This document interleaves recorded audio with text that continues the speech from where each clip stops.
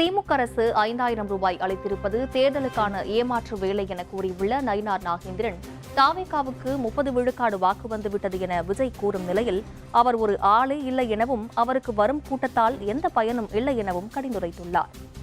கடந்த 5 ஆண்டு காலம் சொன்ன பொய்யையே இன்னைக்கு காலையில் எல்லோரும் தூங்கி எழுந்திருச்ச உடனே ஒரு செய்தி, பொய்யான செய்தி முதலமைச்சர் சொல்லியிருக்கிறார். 5000 ரூபாய் தருவோம் என்று சொல்லியிருக்கிறார். உண்மையிலே பெரிய வேடிக்கையாக இருக்கிறது. கடந்த 2021ஆம் ஆண்டு தேர்தல் அறிக்கையிலே மகளிருக்கு 1000 ரூபாய் தருவோம் என்று சொன்னார்கள். ஆனால் கடந்த பாராளுமன்ற தேர்தல் வரைக்கும் அவருக்கு கொடுக்கவில்லை. 28 மாதங்கள் கொடுக்கவில்லை.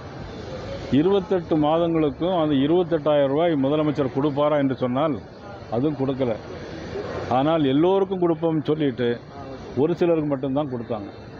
அதுபோல் இன்னொரு விந்தையில் இதுவரையிலும் எந்த அரசாங்கமும் எந்த முதலமைச்சரும் செய்யாத ஒரு விஷயம், கோடைகால விடுமுறைக்காக 1000 ரூபாய் கொடுப்போம்னு சொன்னார். இந்த 5 வருஷத்துலேயும் எத்தனை கோடைக்காலம் வந்திருக்கு? இந்த 5 வருஷம் எத்தனை கோடைக்காலம் வந்திருக்கு? 1000 ரூபாய் கொடுத்தார்களா? இல்லை. இங்கே பாருங்கள், நான் அவரை பற்றிலாம் பேசுகிறேன். ஏன்னா அவர் ஆளே கிடையாது. எனக்கு பெரிய கூட்டமாக இருக்குது சார். கூட்டம் இருந்தால் என்ன சார்? ஓட்டு வேண்டாமா சார்? விஜயகாந்த் கூடாத கூட்டமா? ஓட்டு வேண்டாமா?